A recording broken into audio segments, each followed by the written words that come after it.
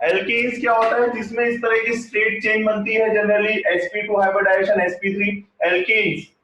ठीक है, general formula CN जो अपना रहता है CH3 वाला स्ट्रक्चर, कार्बन का जो रेशो रहता है CnH2n+2 वाला फॉर्मूला होता है एल्केन्स।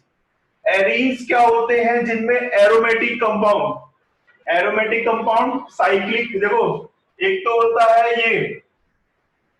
ये तो होता है साइक्लिक, साइक्लिक मतलब कंप्लीट साइकिल चल रहा है, ये भी साइक्लिक है। ठीक है, एरोमेटिक सॉरी इसे बोलते हैं साइक्लिक, क्या बोलते हैं साइक्लिक। और एरोमेटिक कंपाउंड्स होते हैं ये वाले,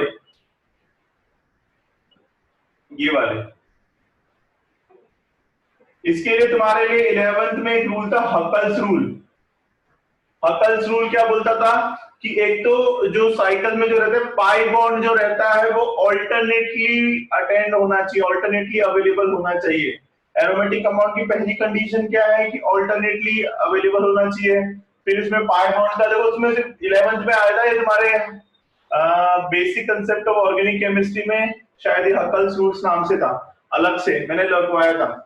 जिसमें क्या होता है, देखो एरोमेटिक कंपाउंड की पहली कंडीशन कि पाई बॉन्ड जो रहता है वो ऑल्टरनेटली अवेलेबल है, पाई बॉन्ड जो रहता है ऑल्टरनेटली अवेलेबल रहता है।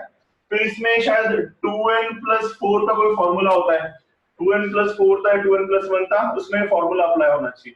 तो तुम्हें जनरली एरोमेटिक कंपाउंड, ये साइक्लिक कंपाउंड जिनमें पाई बॉन्ड अवेलेबल नहीं रहता, साइकिल में रहते हैं, ये साइकिल में भी रहते हैं, प्लस ऑल्टरनेट पोजीशन पे पाई बॉन्ड अवेलेबल रहता है। और इसका एक फॉर्मूला होता है पाई नंबर ऑफ पाई इलेक्ट्रॉन्स निकालने का, 2n+4 इलेक्ट्रॉन्स, 2n+2 या 2n+4 होता है, I am not sure about this, लेकिन फॉर्मूला ये था, हकल्स रूल तुम्हारे 11th में आता है ये चैप्टर। तो ये एरोमेटिक कंपाउंड हेलो एल्केन्स और एरीन्स, इन्हें एरीन्स भी बोलते हैं, इन एरोमेटिक कंपाउंड को एरीन्स भी बोलेंगे। हेलो एल्केन जो हेडिंग है अपनी चैप्टर की, हेलो एरीन्स। अब हेलो कौन से होते हैं, हेलो जो एक्स होते हैं जिनमें आता है fluorine, chlorine, bromine, iodine, halogens plus alkane, this is called halo alkane. और एरोमेटिक कंपाउंड तुम लोगों को मैंने बता दिया, उसके साथ हेलोजन तो हेलो एरीन्स। ये बेसिक इंट्रोडक्शन चल रहा है तुम्हारे चैप्टर का कि कौन सा क्या होता है, एल्केन्स क्या होते हैं और एरीन्स क्या होते हैं, ये वाली चीज क्लियर है। हेलो एल्केन्स और हेलो एरीन्स का बेसिक इंट्रोडक्शन। एल्केन्स मतलब एल्केन का हेलोजन के साथ अटैच होना, हेलोजन तुम लोगों को पता है। और एरीन कंपाउंड्स, एरीन कंपाउंड्स जिनमें साइक्लिक स्ट्रक्चर होता है और अल्टरनेट पोजीशन पे, जनरली इन जनरल क्या होते हैं, अल्टरनेट पोजीशन में पाई बॉन्ड अवेलेबल रहता है, उसका एक फार्मूला होता है 11th में हकल्स रूल्स नाम से। पर तुम्हारे पास इतना पता होना चाहिए एरोमेटिक क्या होता है, साइक्लिक ये जो वाले जिसमें अल्टरनेट पोजीशन में पाई बॉन्ड अवेलेबल, जनरली इसमें बेंजीन सबसे बेस्ट एग्जांपल कंसीडर होता है। अब बुक की स्टार्टिंग में कुछ बेसिक फंडेज दे रखे हैं जिनको बता रखा है, मैं बता रहा हूँ बेसिस। मोनो, डाई, हेलो और ट्राई हेलो एल्केन। देखो मोनो में क्या हो जाएगा, सिंपली CH3X मोनो। डाई, दो कार्बन पर halo arrange, di halo alkanes, तो दो कार्बन पे हेलोजन अवेलेबल हो। ट्राई हेलो एल्केन, तीन कार्बन पे हेलोजन अवेलेबल हो। ठीक है, अच्छा ऐसे मत कर देना एक ही कार्बन पे दो हेलोजन अवेलेबल हो, वो अलग केस होता है, वो मैं बताऊंगा।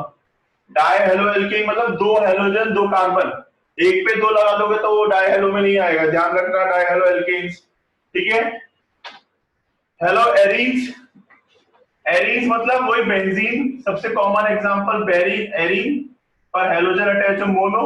डाई में क्या होगा, दो किसी भी पोजीशन पे, सपोज यहाँ पे अवेलेबल रहा, बुक के सीक्वेंस में चल रहा हूँ, और ट्राई में एक तीसरा कहीं पे भी आ गया, सपोज ये तीसरा आ गया, तो ये सॉरी यहाँ पे ज्यादा सही रहेगा, इस तरीके से मोनो, ट्राई और ट्राई।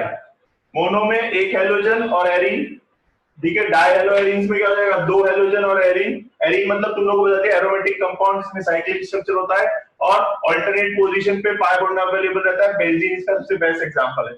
और थर्ड रहेगा ट्राई, मतलब तीन एरीन कंपाउंड पे 3 डिग्री अवेलेबल हो। ठीक है, अब इसे बोला प्राइमरी, सेकेंडरी और tertiary.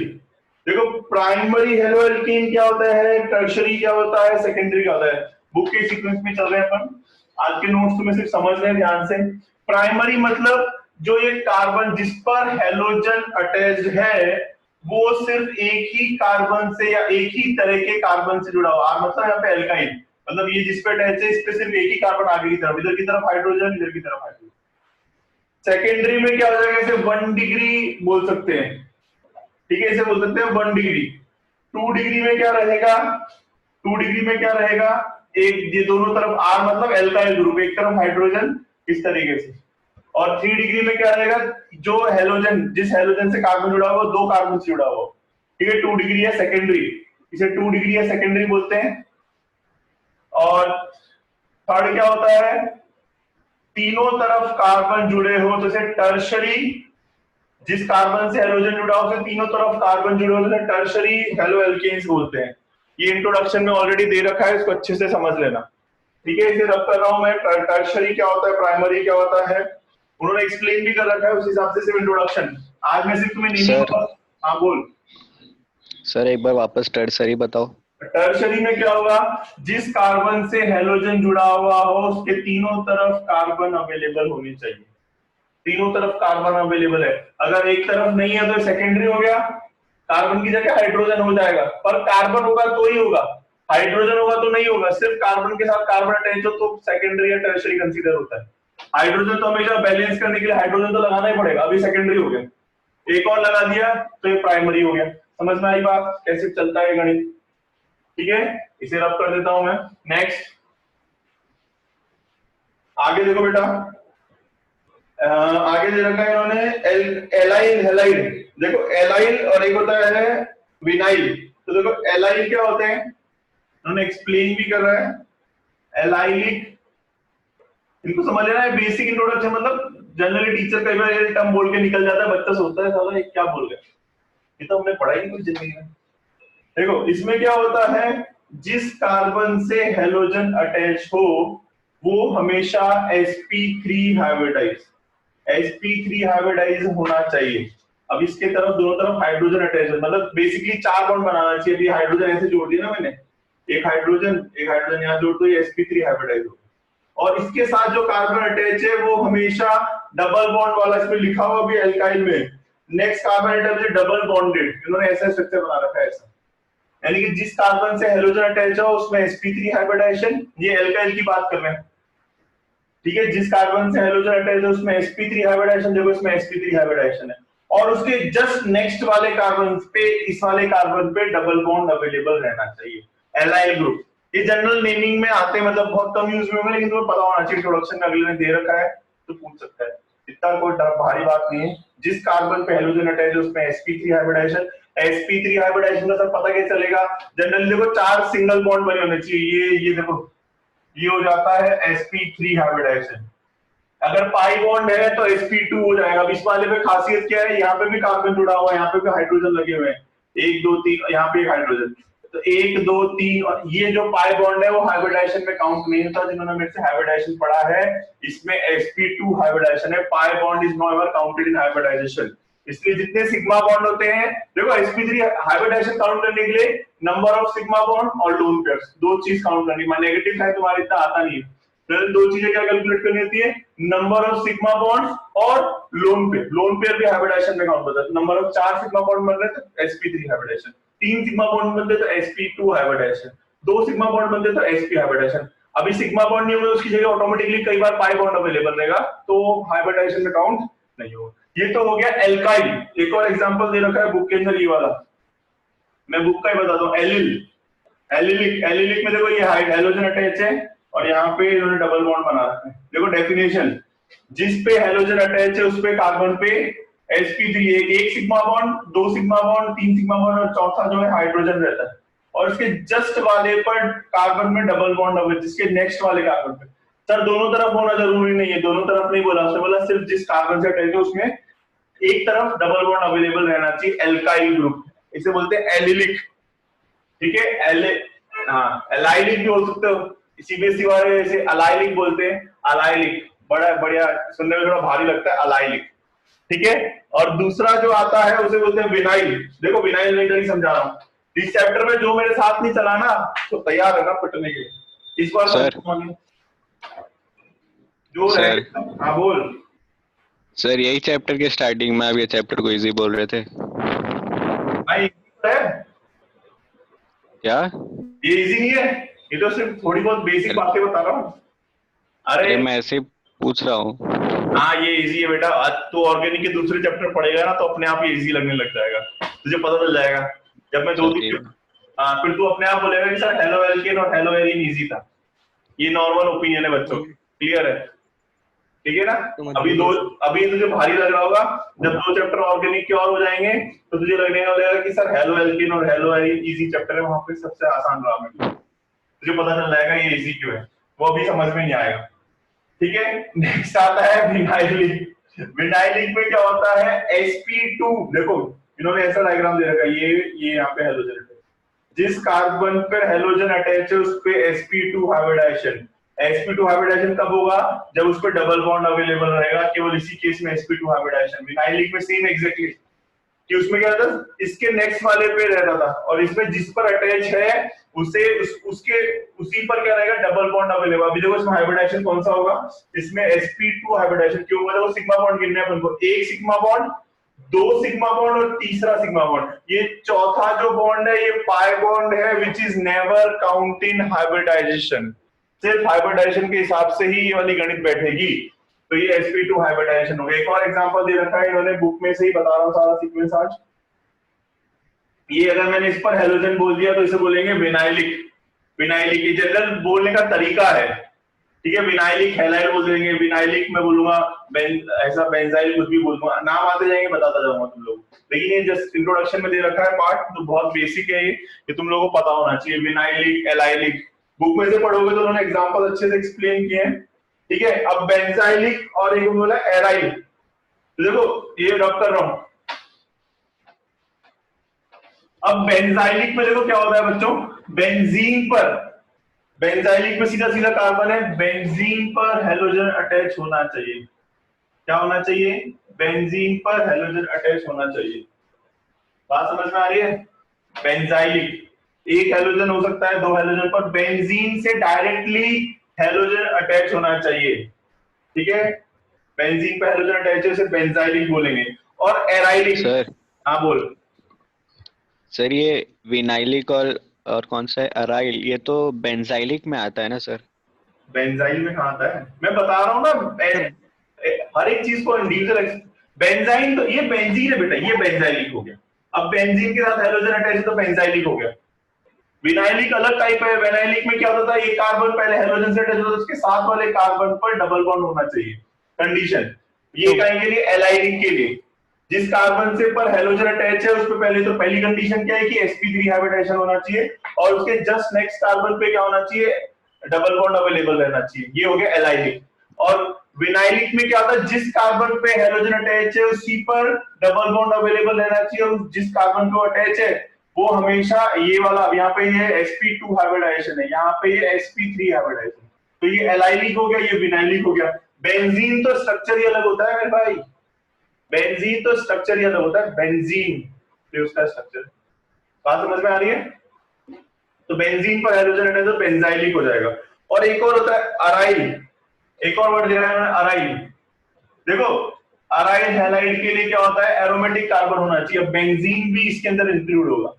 Benzene is also aryl halide. क्यों? क्योंकि बेंजीन में वो कंडीशन अपना जो हकल्स रूल था 4n, यार भूल गया मैं, 4n+2 ऐसा कुछ रूल था, हाँ 4n+2 था, हाँ याद आ गया। हकल्स रूल में एरोमेटिक की कंडीशन थी कि 4n+2 होना चाहिए ऑल्टरनेट पोजीशन पे। देखो ये भी इसका एक एग्जांपल है, 4n+2 था, 2n+, तो देख लेना है, हकल्स को मैं भूल रहा हूँ। और ये भी अब ये एरोमेटिक में ऑल्टरनेट पोजीशन पे पाई बॉन्ड अवेलेबल है, 4n नहीं था, 2n+2 था, पता नहीं, देख लेना। बट ये भी एरोमेटिक है। तो बेंजीन भी अराइल का एग्जांपल है। एरोमेटिक में एक से ज्यादा स्ट्रक्चर भी आ सकता है, this is also aromatic, this is also aromatic. अब मैंने बेंजाइल की बोली तो बेंजाइल अलग तरह का हो गया। नहीं बात समझ में आ रही? देखो मैंने बोला कि मैंने एक तो पर्टिकुलर बच्चे का नाम ले दिया क्लास में, कि सपोज ईशान का नाम ले दिया कि Ishaan is my student. And अब मैंने बोल दिया, अब ईशान 11 सपोज 12th में पढ़ता है, ठीक है, 12th के बैच में। एंड अब तुम सब एक साथ क्लास में, this is my 12th batch, this is my students, तो ओवरऑल उसमें ईशान ऑटोमेटिकली इंक्लूड हो गया ना। जब मैंने बेंजीन की बात की तो अलग से बेंजाइल हैलाइड हो गया, और जब मैं एरोमेटिक बात कर रहा हूं तो ये भी एरोमेटिक का ही पार्ट है, इसलिए ये ऑटोमेटिकली इंक्लूड हो गया। ये भी एरोमेटिक का पार्ट है। एरोमेटिक के लिए कंडीशन तुम लोगों को बता दिया, ऑल्टरनेट पोजीशन में पाई बॉन्ड अवेलेबल रहना चाहिए, 12th में इतना ही है, वरना इसमें एक हकल्स रूल अप्लाई होता है, उसके बेसिस पे क्लियरिफाई होता है एरोमेटिक। ये तुम्हारे 11th में था, ठीक है। एरोमेटिक हाइड्रोकार्बन जहां हेडिंग दे रखी थी एरोमेटिक कंपाउंड्स वाली, हाइड्रोकार्बन में दे रखी थी वाली हेडिंग, जहां तक मुझे ध्यान है। तो वहां पे पहला रूल ये इन्होंने हकल सूल से दे रखा है, और ये इंपॉर्टेंट भी था, इस साल स्कूल एग्जाम्स में आता अगर होते तो। ठीक है, ये इतना बस तुम्हें इंट्रोडक्शन में बता रहा हूँ कि क्या क्या चीज होती है, तुम्हें पता तो होना चाहिए कि सर बात क्या कर रहे हैं। एक बार रीड आउट कर लेना, जिसको जो भी डाउट हो पूछ लेना बेटा, कोई प्रॉब्लम नहीं है, मुझे एक्सप्लेन करने में कोई प्रॉब्लम नहीं है, अगर तुम्हें पूछने में कोई प्रॉब्लम नहीं है तो। ठीक है ना, तो पूछ लेना। ठीक है, एराइल और ये वाली बात। आगे सर वो फॉर्मूला राइट है 4n+2। 4n+2 है ना? हाँ, तो मैं 2n+4 या 4n+2 यहाँ कल स्कूल होता है तुम्हारे 11th में आता था। और होता है। हाँ, वो पढ़ाया बेटा, पढ़ाया सब है, मैंने पढ़ाया भी है, स्टार भी बनवा रखा होगा इसके ऊपर अगर मैंने पढ़ाया है। आगे देखो, नेमिंग के बेसिक पैटर्न है। अब नेमिंग के बेसिक पैटर्न बुक के एग्जांपल्स ही कर लेंगे सारे। हाँ बोलो सर, कल एमसीक्यू का एग्जाम है स्कूल में। हाँ, अरे 25 सर, मार्क्स। वलसाड़ की तरफ से आया है। वापस वलसाड़ गवर्नमेंट का स्कूल का नहीं। नहीं वलसाड़ की ऐसा तरफ बोले, से, वलसाड़ तक आवाज पहुंची। वलसाड़ की तरफ से आया था तो मुझे खबर होती, वलसाड़ की तरफ से एक ही पेपर आया था जो मुझे, वलसाड़ की तरफ से नहीं। क्या आपको आपको मैसेज फॉरवर्ड करूंगा ना सर। हाँ, फिर आंसर की भी पूछोगे बेशक होगी जैसे। नहीं, वो तो फोन करूंगा। आपको फोन कर करके पूछेंगे। आपको कैसे पता सर? मेरे को पता है क्योंकि मैं जवाब नहीं देने वाला, अभी बोल रहा हूँ। एग्जाम में कोई हाँ, डाउट के पता है लिए सर। पूछना मत, अपनी सही बेइज्जती बात है। कराने के लिए फोन मत करना। पहले एक कैंडिडेट ने फोन किया था, है क्या वो? अभी है नहीं, है क्या? विवेक है क्या? वड़ा विवेक अच्छा, वड़ा absent पाव। है? विवेक थोड़ा absent काम है। में है लगता है। हाँ, विवेक एब्सेंट है। चलो अब नेमिंग स्टार्ट करते हैं सिंपली। ये देखो,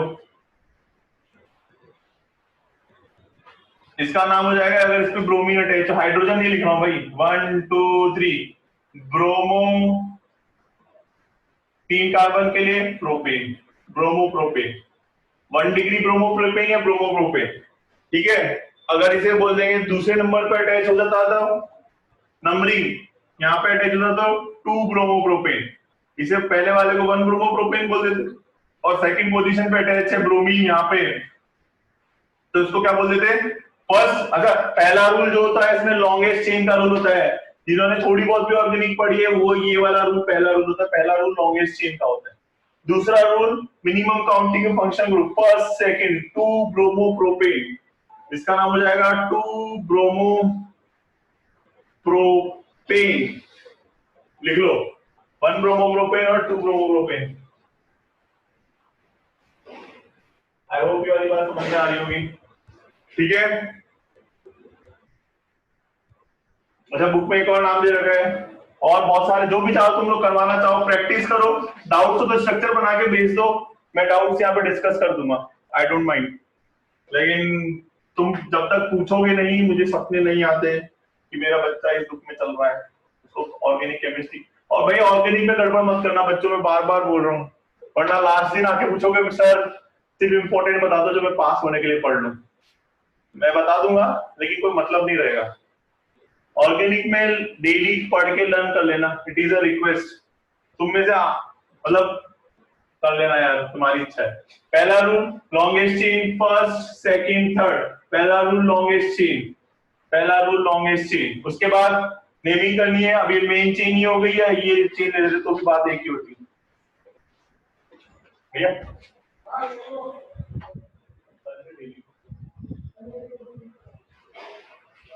हाँ, 2 ब्रोमोप्रोपेन। अब देखो इसमें क्या हो जाएगा, इधर देख लो, ये हो जाएगा पहला रूल लॉन्गेस्ट चेन, फिर आ जाएगा 2 मिथाइल। अब इसमें थोड़ा लॉजिक काम करेगा, पहले लॉन्गेस्ट चेन, जिनको ये रूल पता है लॉन्गेस्ट चेन की नंबरिंग करते हैं फर्स्ट सेकंड थर्ड।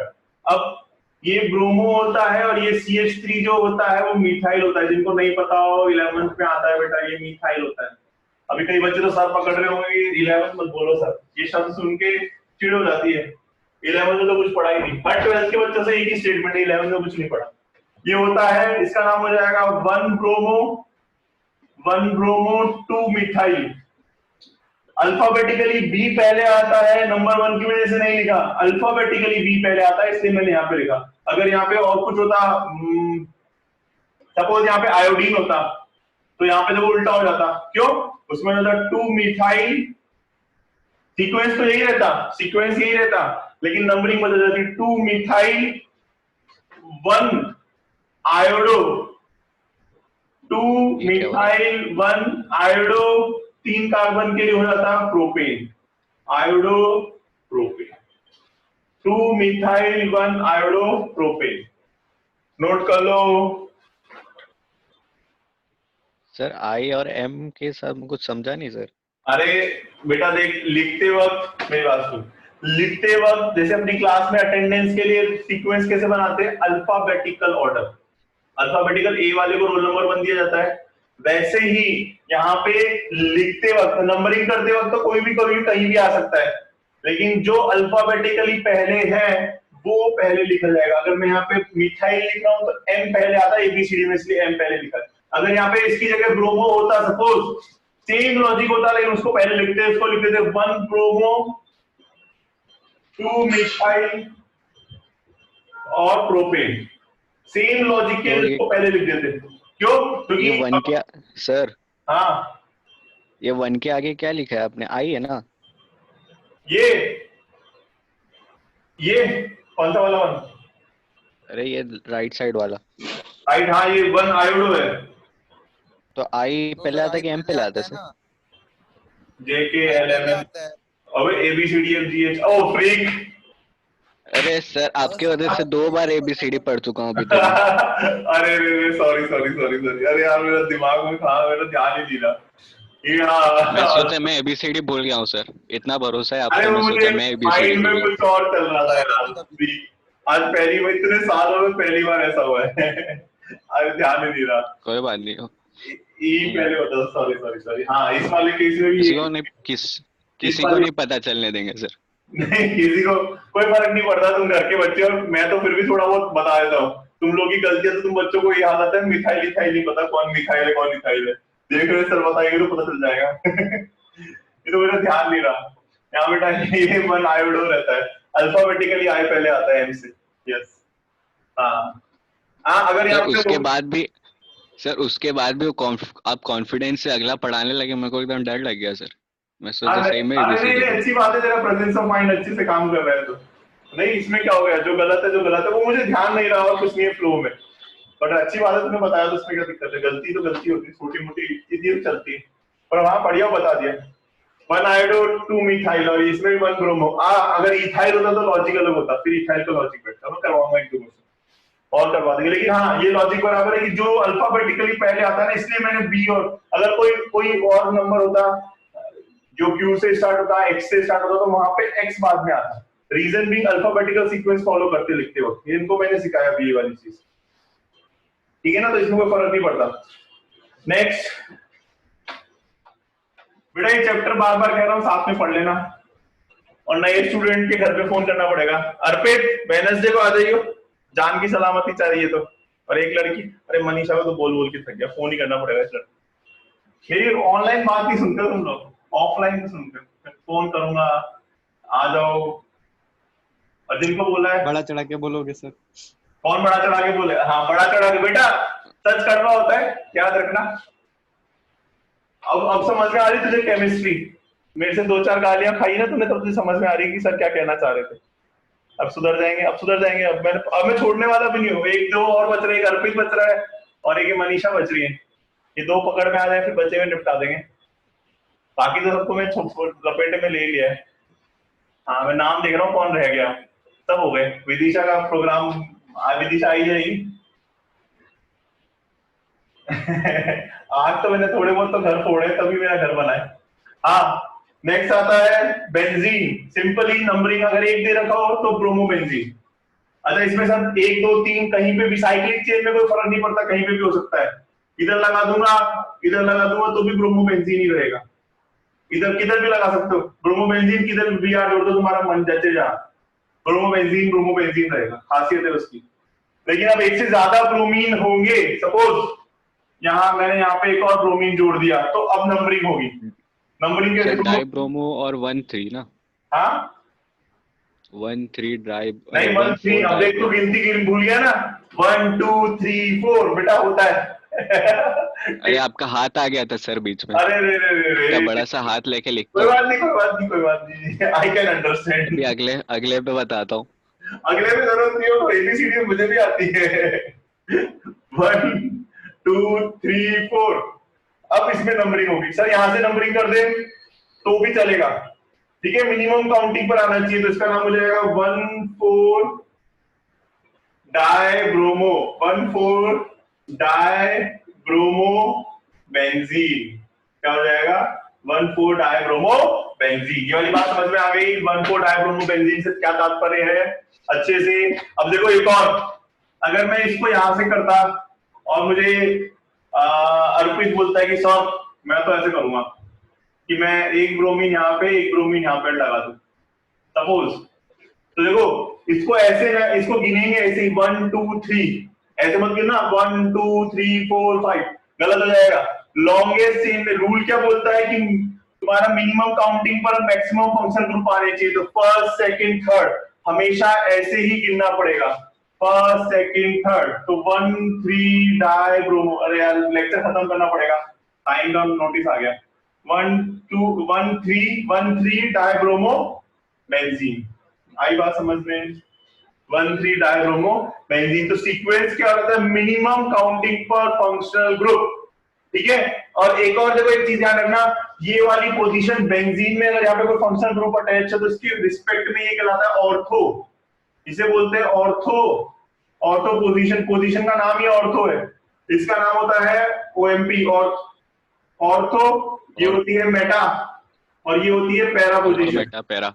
हाँ, ओएमपी करके याद रखना। ओ माय गॉड पिक्चर आई थी ना, यहाँ पे ओएमपी है, और तो मेटा पैरा। इसका इसका ये क्या है? पी क्या है सर? वो मेरी पिटाई हुई, याद रखना, ठीक है। मेरे से पिट के जाओ, नहीं याद रखना, वो मेरी पिटाई हुई, ठीक है। Ortho Meta para, ortho Meta para, OMP, ठीक है। चलो आज का लेक्चर ही खत्म करना पड़ेगा, समय समाप्ति की घोषणा कंप्यूटर साहब ने। सर 3 होगा तो ट्राई होगा ना सर? हाँ 3 होगा तो ट्राई भी बताएंगे, कल वाली क्लास में पूरे एग्जांपल अच्छे से करवाएंगे, टेंशन मत लो, 2 4 और करवा देंगे। तुम्हारे मन में कोई डाउट हो तो तुम मुझे व्हाट्सएप कर देना, मैं डिस्कस कर दूंगा, ठीक है। हाँ ठीक है। अर्पित सब वेडनेसडे को आना है हाँ, तुझे, सर। और मनीषा, 2 बच्चों को आने का है हर हालत में। बाकी जो पुराने आ रहे हैं वो तो आ ही सकते हैं, उनको पता है किस किस को। हाँ। चलो bye, good night, sweet dreams.